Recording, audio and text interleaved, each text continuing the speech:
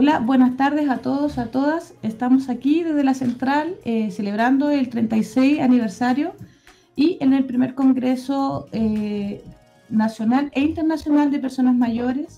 En esta oportunidad nos encontramos con una delegación de Brasil, donde nos conversarán don Jefferson Caproni, presidente. Presidente del Sindicato de la Salud de Sao Paulo y Forca Sindical. ¿Está bien? Sí. Muito obrigado. Gusto. Y don Luis Arraes, vicepresidente de Forca Sindical igual. É presidente da Federação dos Empregados em Gasolineira do Estado de São Paulo. No dieron un poco reducido el nombre. Bueno, para comenzar, quisiéramos si nos pudieran contar ustedes, de acuerdo al congreso que nosotros estamos realizando de lo que son las personas mayores, ¿cuál es la experiencia que tienen ustedes con respecto a las personas mayores allá en Brasil? Cualquiera que quiera iniciar. Bom, primeiro quero agradecer, junto aqui com a nossa delegação do Brasil, essa oportunidade de estar celebrando um dia importante para os trabalhadores e trabalhadoras, não só do Brasil, mas de maneira geral do Chile, porque nós sabemos que a luta faz a lei, foi esse o discurso colocado, e que nós estamos aqui, na verdade, junto com o Ortélio, junto com a delegação, para dizer que estamos à disposição também dessa luta. Saímos agora de uma conferência importante em Genebra sobre a Organização Internacional do Trabalho, e as matérias que estão trazendo hoje aqui também nessa conferência, ela é muito voltada a tudo isso que ressignifica o movimento do trabalhador. Então eu tenho certeza que só muda de CEP, endereço, mas as nossas necessidades, aquilo que nós acreditamos enquanto movimento sindical e movimento dos trabalhadores, se confunde realmente em luta, em força e, por que não dizer, em coragem, porque todas as mulheres, todos os homens que estão à frente dessa luta, é por coragem, por acreditar nesse sonho. Então, quero dizer aqui em nome também da Força Sindical e da CUT, que nós, enquanto Brasil, estamos muito felizes de vir aqui aprender também.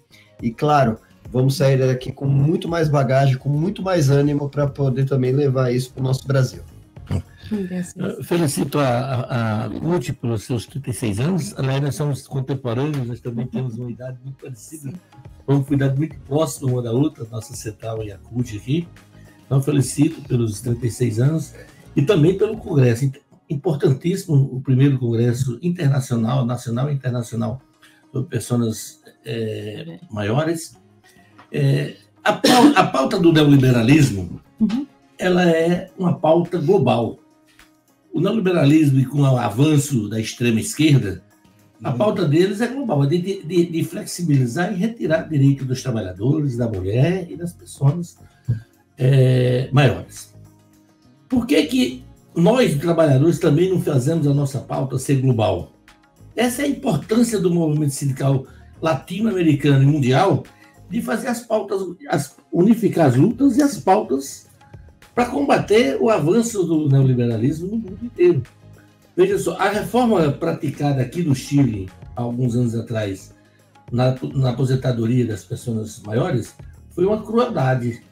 E essa mesma reforma, eles queriam, o ex-ministro da Fazenda nosso, queria levar para o Brasil essa reforma. Fizeram uma reforma que já foi muito ruim para o trabalhador, mas para as mulheres foi uma perversidade, a nossa reforma lá.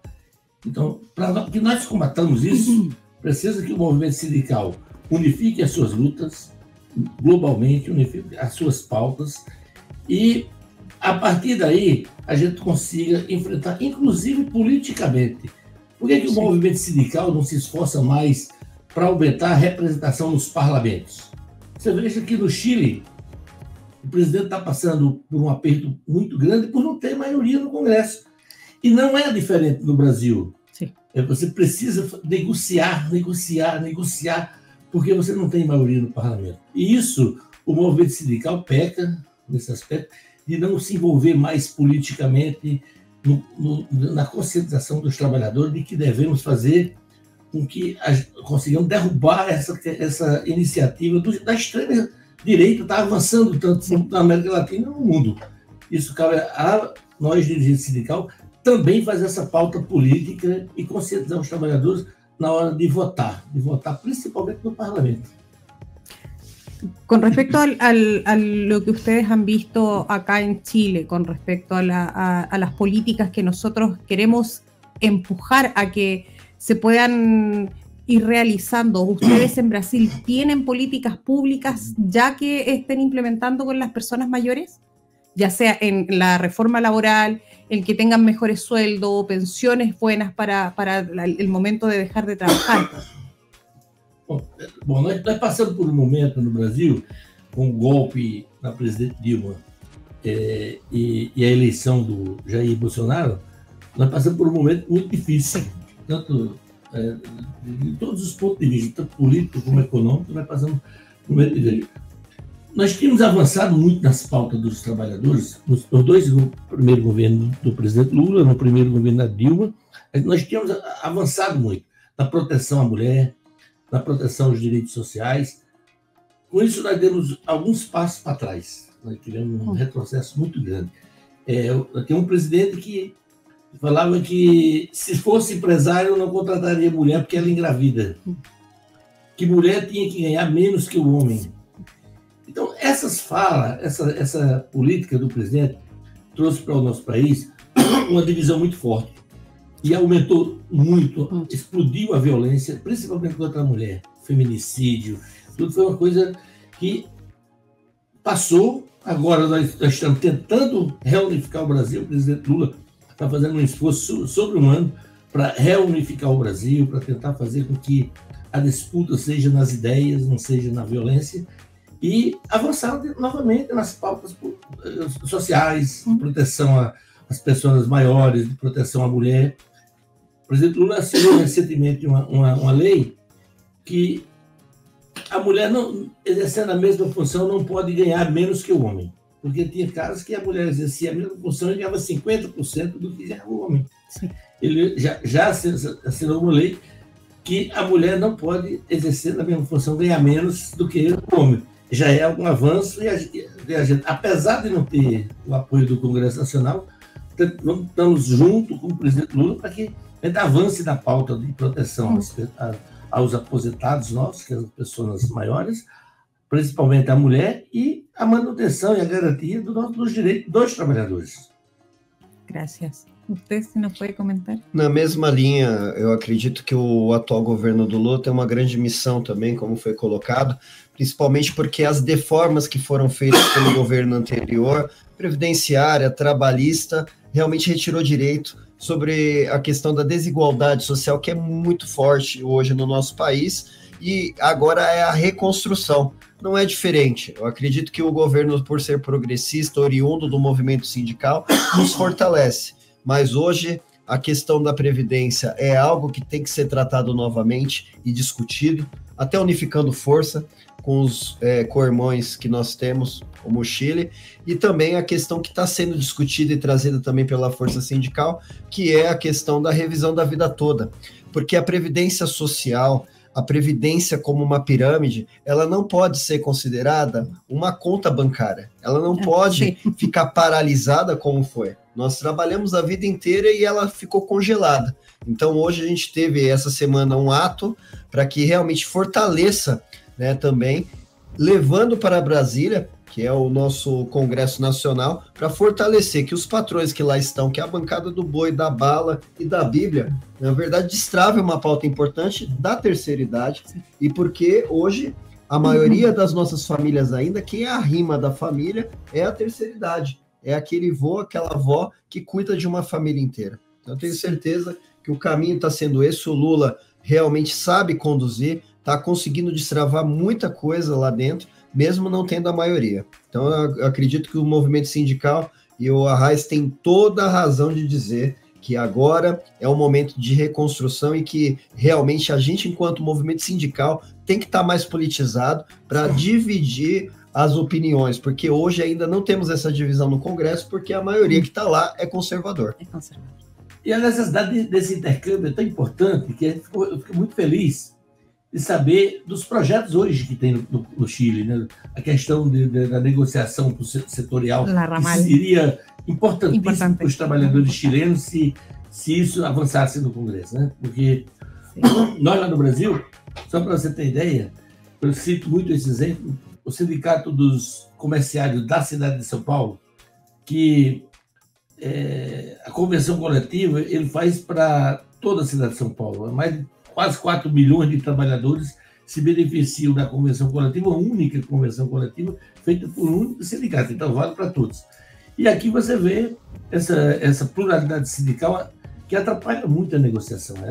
E essa é uma pauta que nós, do Brasil, devemos apoiar muito fortemente o Chile e todos os países, porque é uma pauta que vai trazer um avanço muito grande para a classe trabalhadora do Chile. Outra foi a questão do salário mínimo, o avanço que teve no salário mínimo do Chile, que nós também queremos levar para o Brasil, para mostrar que o Brasil também pode avançar na política de salário mínimo. Claro que pode. A questão das 40 horas semanais, que vocês também já estão bem mais avançados do que a gente lá no Brasil, e são pautas que unificam a América Latina e o mundo. Nós devemos ter essa pauta unificada e fazer essa discussão, inclusive do Mercosul, por que não trazer os nossos parlamentares para defender essa discussão no Mercosul, fazer. Então isso é muito importante. Hoje no Brasil foi inaugurado, foi a abertura do G20 social, porque o Brasil está sediando agora o G20, a reunião das 20 maiores potências do mundo. E nesse ano vai ter o G20 social, vai ouvir as instituições sociais, os sindicatos. Então hoje foi a abertura lá do G20 social. Tomara que traga muitos avanços, que a gente combata esse neoliberalismo por dentro, levando as nossas propostas, as nossas ideias, e que, como disse a ministra, que nós sejamos felizes, né, nossos trabalhadores, porque não se pode falar em democracia sem justiça social. Não se pode falar em democracia sem a garantia dos direitos dos trabalhadores, das mulheres, e sem a proteção das pessoas maiores, né? Exato. Isso é fundamental para que a democracia funcione e que o país seja um país livre, democrático e feliz. Última pregunta para los dos, que a ver si acaso también nos ayuda. Viendo también la forma en que estamos nosotros trabajando junto con el gobierno, haciendo comisiones que son tripartitas, donde están los empresarios, el gobierno y la Central Unitaria de Trabajadores. ¿Ustedes tienen la misma forma de trabajar allá junto con el gobierno que está de turno? Também no Brasil nós temos essa prática de fazer avançar na pauta tripartida. E isso é uma prática interessante, porque você põe todo mundo na mesa. Põe o patrão, põe o governo para mediar e põe os empregados do outro lado. Eu acho que na democracia isso funciona muito bem. Você trazer o patrão para a mesa de negociação é sempre muito importante, né?